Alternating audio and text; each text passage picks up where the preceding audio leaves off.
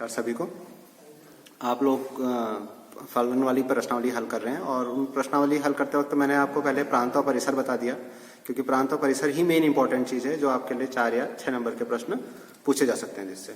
ठीक, अब प्रश्नावली के पहले प्रश्न से आता हूँ।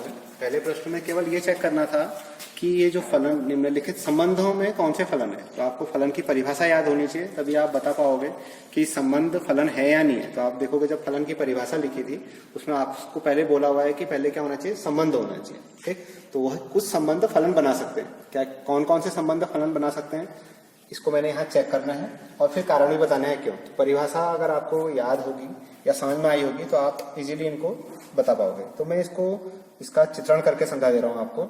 दृश्य चित्र कहते हैं शायद इसको हिंदी में।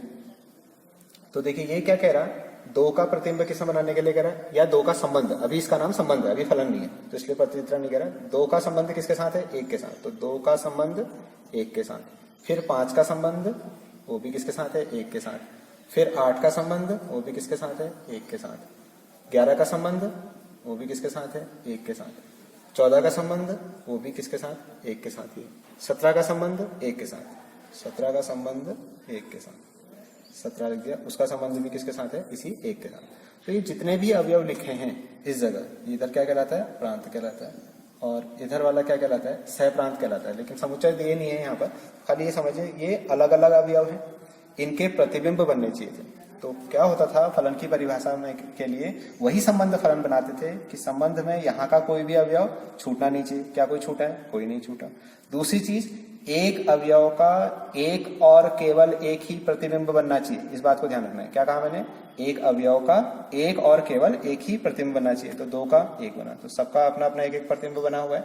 अगर ऐसा होता, यहाँ 1 के अलावा यहाँ 2 भी होता मान लीजिए, और 2 का प्रतिबिंब 1 भी और 2 का प्रतिबिंब 2 भी बना होता, तो यह फलन नहीं होता। तो ये फलन की परिभाषा को जो वर्ड लिखी हुई है उसको सेटिस्फाई कर रहा है, इसलिए यह फलन है।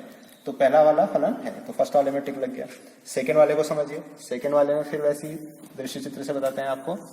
क्या कह रहा है, 2 का संबंध किसके साथ, 1 के साथ। 4 का संबंध किसके साथ, 2 के साथ। ये इससे जल्दी समझ में आता है। 6 का संबंध किसके साथ, 3 के साथ। 8 का संबंध किसके साथ, 4 के साथ। 10 का संबंध किसके साथ, 5 के साथ। 12 का संबंध किसके साथ, 6 के साथ। 14 का संबंध किसके साथ, 7 के साथ।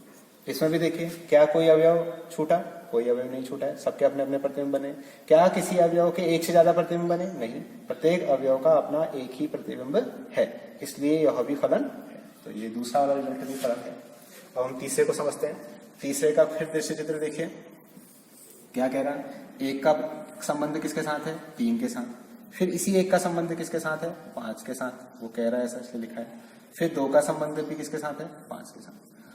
क्या प्रत्येक अवयव का प्रतिबिंब है, लेकिन दूसरी बात क्या थी, प्रत्येक अवयव का एक और केवल एक ही प्रतिबिंब बनना चाहिए था। यहाँ तो 1 के 2 प्रतिबिंब बन गए, 3 भी बन गया और 5 भी, इसलिए यह फलन नहीं है। संबंध है लेकिन फलन नहीं है, क्योंकि यह फलन की जो एक परिभाषा में एक वर्ड लिखा था, प्रत्येक अवयव का एक और केवल एक ही प्रतिबिंब बनना चाहिए, यह उसको सेटिस्फाई नहीं कर रहा है, इसलिए यह प्रतिबिंब नहीं है। तो फलन की परिभाषा को आप दिमाग में अच्छी तरह बैठा लीजिए, तब आप इस तरह के प्रश्न हल कर लेंगे। ऐसी प्रश्न अभी विविध प्रश्नावली में भी आएगा, उसको आप स्वयं हल करेंगे। चलिए अब देखिए, तीसरा और चौथा सरल से प्रश्न है। तो ये फलन दिया है आपको, कोई प्रांत परिसर वगैरह नहीं पूछ रहा, परिभाषित है, निम्न के मान ज्ञात करने। तो f0 का मान पूछ रहा है, तो ये fx दिया है, खुद ही समझ गए आप, fx होना चाहिए, इसमें x का मान 0 रख देते हैं। तो इस फलन में x की जगह क्या रख दीजिए, 0। 2 गुणा 0 ऋण 5 है, और इतना छोटा सा हल करके क्या दिखाना है, सीधे लिख देता हूँ, 0 ऋण 5 बराबर ऋण 5, सीधे हल आ गया। f7 निकालना है तो x की जगह 7 लिखिए। 2 × 7 - 5, 7 × 14 -5। बस यहाँ पर थोड़ा सही करना, पहले गुणा करते हैं, पता चला 7 ऋण 5 2 कर दिया, 2 गुणा 4 कर दिया। ठीक, f ऋण 3 करेंगे तो 2, x का मान ऋण 3 है, ऋण 5। तो ये 2 से ऋण 3 को गुणा करेंगे, ऋण 6 ऋण 5, ऋण 6 ऋण 5 ऋण क्या है, दोनों सेम चिन्ह होंगे तो जोड़े जाते हैं। ठीक, ये तो सरल सा हो गया। चौथा भी इसी तरह का है। ये कह रहा फलन T सेल्सियस तापमान का फ़ारेनहाइट तापमान में प्रतिचित्रण करता है। तो ये फलन आपको दे दिया, अगर फलन नहीं दिया होता तब भी शायद मेरे ख्याल में, मुझे लगता है आपने 10th में फिजिक्स वगैरह में पढ़ा होता है, सेल्सियस से फ़ारेनहाइट में चेंज करने वाला, बट T नहीं लिखा होता, वहां पर F लिखा होता है, द्वारा परिभाषित है, निम्नलिखित के मान ज्ञात कीजिए। तो T0 कह रहा है, वहां fx लिखा था, यहाँ फलन का नाम T करके लिखा है, और C बिंदु पर TC, तो T0 निकालना है तो क्या आ जाएगा, C की जगह 0 रख दीजिए। तो 9 × 0 / 5 धन 32। अब 9 को 0 से गुणा करेंगे तब भी 0, भाग देंगे 5 से तब भी 0, तो 0 धन 32 बराबर क्या आ गया? 32 आ गया। ठीक। E28, इसका मतलब C की जगह 28 रखे बट्टे 5 धन 32, तो कितना आ जाएगा? इसको गुणा करना पड़ेगा। 9 72 का 2 हासिल 7, 9 दूनी 18, 18 7 25 बट्टे 5 धन 32।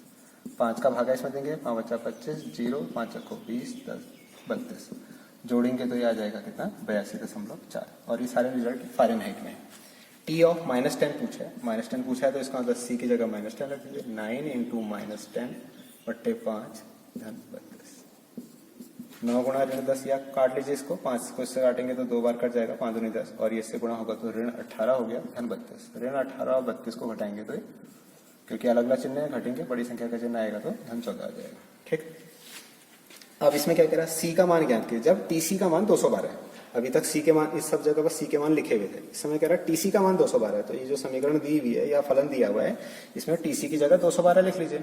बाकी आपको हल करना पड़ेगा। C दिया नहीं तो अपना लेता, 9C बट्टे 5 धन 32। पक्षांतर करिए, 32 को इधर ले जाएंगे, 212 ऋण 32 बराबर 9C बट्टे 5, और घटाएंगे, 2 में से 2 घटा 0, 3 में से 1 घटा, मतलब इधर हल करके जैसे भी करेंगे आप, 180 आ गया।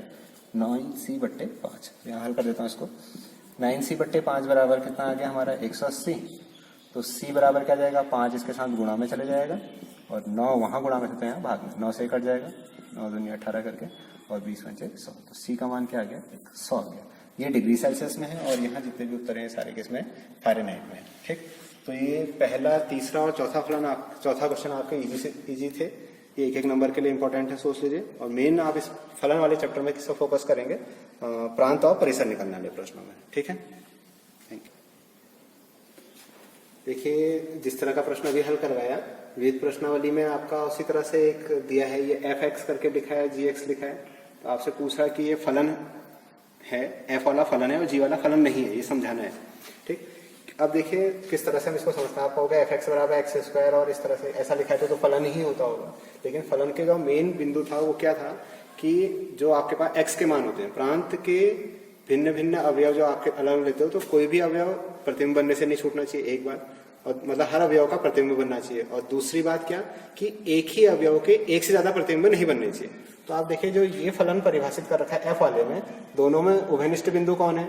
x बराबर 3 यहाँ भी परिभाषित हो रहा है और यहाँ भी परिभाषित हो रहा है। लेकिन क्या यहाँ से फलन के मान अलग अलग आ रहे हैं, ये चेक कर लेते हैं। तो अगर x बराबर 3 मैं यहाँ से निकाल के दिखाता हूँ आपको। x बराबर 3, यदि x बराबर 3 तो fx बराबर कितना आएगा? आप देखिए x वर्ग था तो 3 का वर्ग 9, इसका मतलब 3 का प्रतिबिंब 9 पर बना।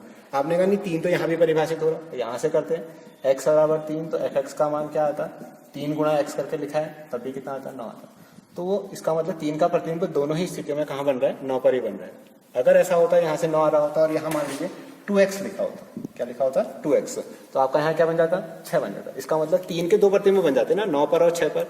तो ऐसा केस फलन में नहीं होता। तो ये फलन का वही वर्ड आपको ध्यान रखना है, एक और केवल एक ही प्रतिबिंब बनना चाहिए। तो इसमें दोनों में किसको चेक करना है? जो दोनों में उभयनिष्ठ हुआ। औरों को चेक करना चाहो आप करो, इतना जरूरी नहीं था। ऐसी इन जी वाले फलन को जो उसने परिभाषित कर रखा है g(x) में, अभी फलन नहीं है, पूछ रहा है कि फलन है या नहीं करके। इसमें उभयनिष्ठ मान कौन है x का? 2 वाला।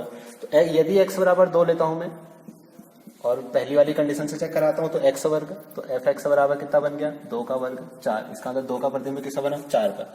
आपने कहा नहीं x बराबर 2 तो दूसरे वाले से ही परिभाषित है। कितना है fx बराबर? फिर 3x है, 3 गुणा 2 6। इस बार क्या हुआ, ये 2 अवयव के, ये यहाँ अगर 2 था तो इसके 2 प्रतिबिंब बन गए, 4 और 6। तो ऐसा केस फलन में नहीं होता है। ऐसा आपको बताया गया है कि एक और केवल एक ही प्रतिबिंब बनना चाहिए। तो वही दर्शाइए कि क्यों f एक फलन है और g फलन नहीं है। तो आपको दर्शा दिया, f फलन इसलिए है क्योंकि उसमें 3 जो उभयनिष्ठ बिंदु था उसका एक ही प्रतिबिंब बना, और जो दूसरा फलन g वाला है उसमें उभयनिष्ठ बिंदु 2 और उसके 2 प्रतिबिंब बने, 4 और 6। जबकि फलन के लिए हर बिंदु का एक और केवल एक ही प्रतिबिंब बनना चाहिए था। तो ये पहला प्रश्न इस तरह से हो गया।